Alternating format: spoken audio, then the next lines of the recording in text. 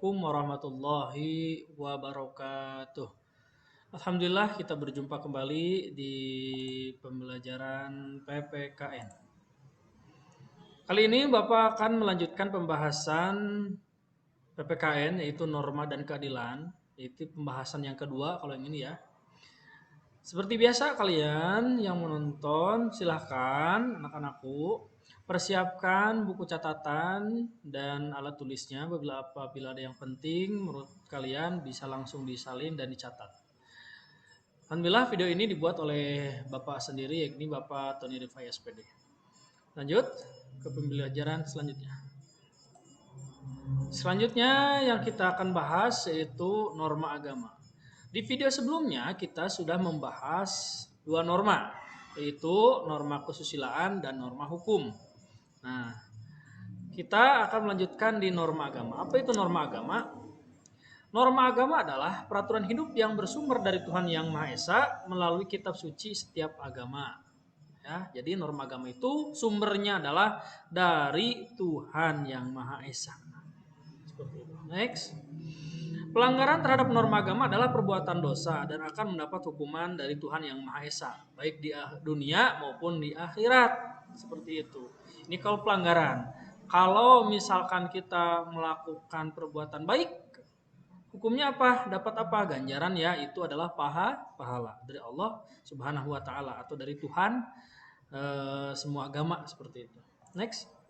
Contoh, pelaksana norma agama adalah seorang harus menjalankan perintah Tuhan Yang Maha Esa dan menjauhi semua larangannya. Ini, jadi di semua agama apapun, pada intinya adalah mereka itu harus menjalankan perintah apa? Perintah Tuhan Yang Maha Esa. Ya. Perintah Tuhannya itu harus dijalankan. Seperti itu. Tidak ada yang mengajarkan dalam satu agama manapun tidak taat kepada Tuhannya. Seperti itu. Ya, next. Contoh pelaksana norma agama. Nah, ini contoh gambar-gambarnya ya. Seorang harus menjalankan perintah Tuhan Yang Maha Esa dan menjauhi larangannya. Contoh agama Islam itu adalah menjalankan sholat 5 waktu dengan berjamaah. Nah, ini adalah contoh pelaksanaan yang sering kita laksanakan. Seperti ini ya. Ini norma agama. Apa nanti yang akan kita dapat? Yaitu adalah pahala dari Allah Subhanahu wa taala. Kalau kita meninggalkan sebagai muslim, pastilah kita akan mendapatkan yang namanya dosa. Dosa dari siapa? Dari apa yang kita perbuat, yaitu dari Allah seperti itu. Ya, next.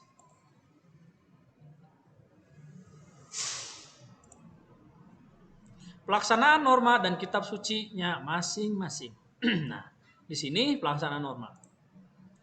Pelaksana norma agama di Indonesia tergantung pada agama yang dianutnya. Norma agama bagi umat Islam bersumber pada Al-Quran dan hadis Nabi Muhammad SAW. Perlu diingat, jadi pelaksana norma di Indonesia tergantung pada agama yang dianutnya. Jadi agama di Indonesia itu kita bahas satu persatu di sini. Yang pertama itu Islam, sumbernya dari Al-Quran dan hadis Nabi Muhammad SAW. Next, orang yang beragama Kristen, Katolik, pegangan hidupnya bersumber pada kitab Injil. Ya, next.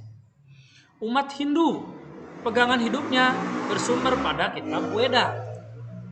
Nah, yang selanjutnya Tripitaka menjadi kaidah pegangan hidup pegangan umat Buddha. Sementara kitab suci umat Konghucu ya adalah Sisu Ujing. Seperti itu. Jadi agama di Indonesia itu yang diakui adalah yang pertama Islam, Kristen, Katolik, Hindu, Buddha, Konghucu. Ada 1, 2, 3, 4, 5, 6. Karena Kristen ini ada 2 juga dikategorikannya ya. Ya seperti itu. Kalau misalkan Kristennya 1 berarti ada 5. 1, 2, 3, 4, 5. Seperti itu ya. Kenapa di Indonesia harus ada yang namanya agama? Karena Indonesia ini bukan negara komunis, bukan negara liberal ya, seperti itu. Jadi Indonesia itu tengah-tengah ya, seperti itu. Jadi negara yang harus mengharuskan penduduknya mempunyai agama seperti itu. Jadi tidak boleh tidak mempunyai agama ya. Karena di KTP pun ada di kolom cantumkan agama. Selanjutnya, norma agama tidak hanya mengatur hubungan manusia dengan Tuhan, tapi juga mengatur hubungan manusia dengan makhluk ciptaan Tuhan lainnya. Betul sekali, ya. Contohnya apa sih? Nah, di dalam sholat kita juga kan berhubungan satu sama lain, ya. Jadi norma agama juga menghubungan antara Tuhan pencipta alam dan makhluknya. Jadi saling berhubungan seperti itu. Next. Manusia sebagai makhluk ciptaan Tuhan dilengkapi dengan akal dan pikiran. Nah, inilah bedanya manusia dengan ciptaan Tuhan yang lain. Manusia bisa berpikir dengan jernih karena diberikan akal pikiran. Next. Nah, sekarang lanjut ke norma selanjutnya, itu adalah norma hukum. Norma hukum adalah peraturan yang dibuat oleh lembaga kekuasaan negara.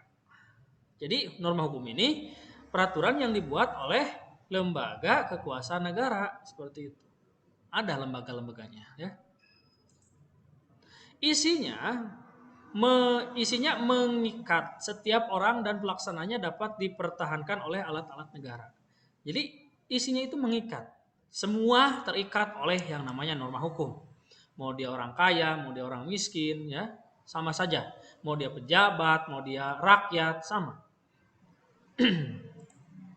Sumber norma hukum adalah kebiasaan, undang-undang, jurisprudensi, keputusan hakim, doktrin, pendapat sarjana hukum, dan traktat perjanjian antar negara. Nih sumbernya. Jadi ada 1, 2, 3, ada 4 ya, dan ada 4. Apa maksudnya kebiasaan? Kebiasaan misalkan di masyarakat 1 kali 24 jam itu menjadi norma hukum. Kalau misalkan tidak lapor ke RT RW, itu biasanya dipermasalahkan di masyarakat. Undang-undang, jelas kalau undang-undang hakim biasanya membuat keputusan. Doktrin, pendapat sarjana hukum, nah ini pendapat para ahli biasanya. Mereka juga dilibatkan untuk membuat yang namanya hukum di negara Indonesia. Traktat perjanjian antar negara, nah kalau ini juga jadi hukum gitu ya. Hukum antar beberapa negara, misalkan Indonesia dengan negara mana misalkan. Jadi ada perjanjian hukumnya itu hitam di atas putih, misalkan perdagangan bilateral, multilateral juga bisa ya, seperti itu. Next.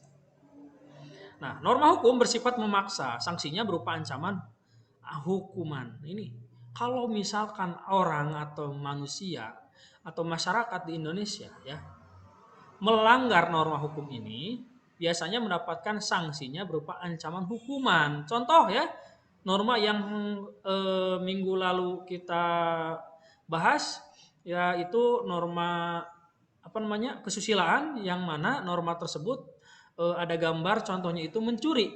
Kalau orang ketahuan mencuri yang bukan hak miliknya, biasanya kan mendapatkan sanksi hukuman. Ya, hukumannya itu berupa penjara. Itu mengikat, memaksa, tidak bisa tidak. Ya, seperti itu.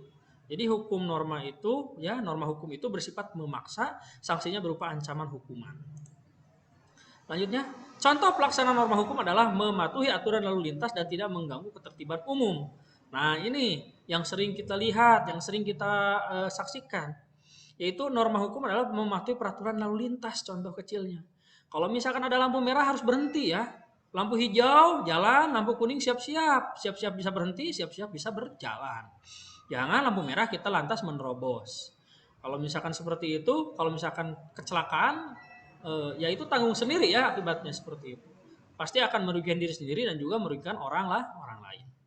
Nah, tidak mengganggu ketertiban umum. Contoh misalkan ada Idul Fitri, ada yang memetasan, yang menyalakan petasan, ada yang sedang Natalan, ada yang menyalakan petasan atau menyalakan bom, itu tidak boleh.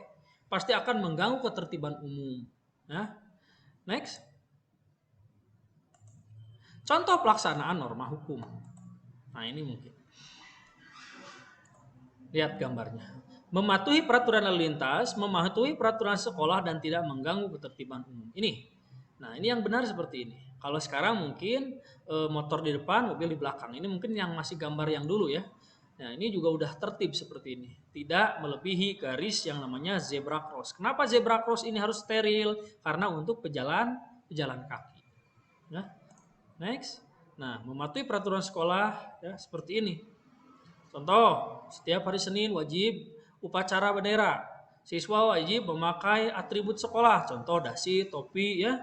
Kalau yang perempuan pakai kerudung, kalau yang pakai kerudung seperti itu, menggunakan sabuk, dan maju dimasukkan. Ini rapih seperti ini.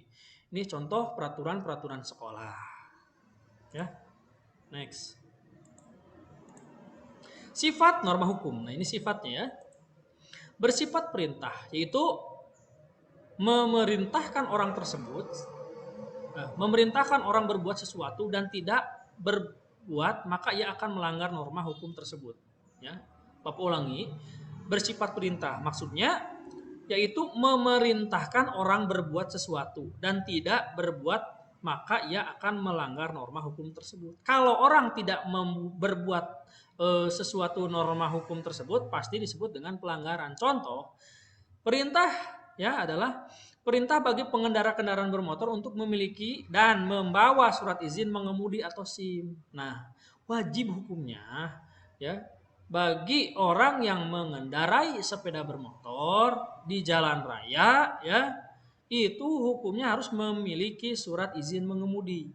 Pak, kalau tidak memiliki bagaimana hukumnya? Sanksinya adalah denda maupun kurungan, penjara bisa. Nah, next.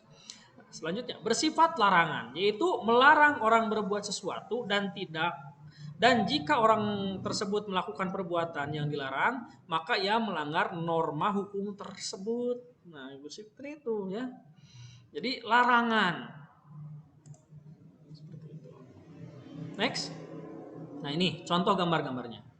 Orang yang tidak memiliki SIM dapatkan denda. Ini anak SMP harusnya tidak memiliki motor ya, tidak usah menaiki motor seperti ini karena belum cukup umur, belum memiliki SIM, udah jelas. Nah, ini juga contohnya tawuran. Ini adalah mengganggu ketertiban umum. Harusnya sekolah tawuran ya, tidak seperti ini. Next, nah ini juga yang suka ada di sekitaran masyarakat kita, yaitu adalah balapan liar. Ya, balapan liar seperti ini di jalan raya pasti akan mengganggu ketertiban umum, mengganggu jalurnya lalu lintas, dan membahayakan diri sendiri. Kalau terjadi kecelakaan, kan ini tidak ditanggung oleh siapapun, pasti yang menanggung diri sendiri. Nah, jadi ini adalah contoh-contoh pelanggaran norma hukum. Nah, seperti itu ya. Next. Unsur-unsur norma hukum. Nah, ini ada unsurnya. Yang pertama, peraturan tentang tingkah laku manusia dalam pergaulan masyarakat. Jadi unsurnya itu yang pertama adalah peraturan. Yang kedua, dibuat oleh badan-badan resmi. Jadi tidak sembarangan ya yang namanya hukum itu ada. Hukum itu berdiri. Selanjutnya, peraturan itu bersifat memaksa ya. Memaksa. Tadi sekali lagi, hukum itu bersifat memaksa bagi siapapun juga. Selanjutnya, sanksi terhadap pelanggaran bersifat tegas, ya, sifatnya tegas, tidak lembek, seperti itu. Nah, itu saja mungkin video penyampaian dari Bapak tentang norma ini. Apabila ada kekurangan, mohon maaf. Kita tutup dengan hamdalah, alhamdulillahirobbilalamin. Wabillahi taufiq wal hidayah. Wassalamualaikum warahmatullahi wabarakatuh.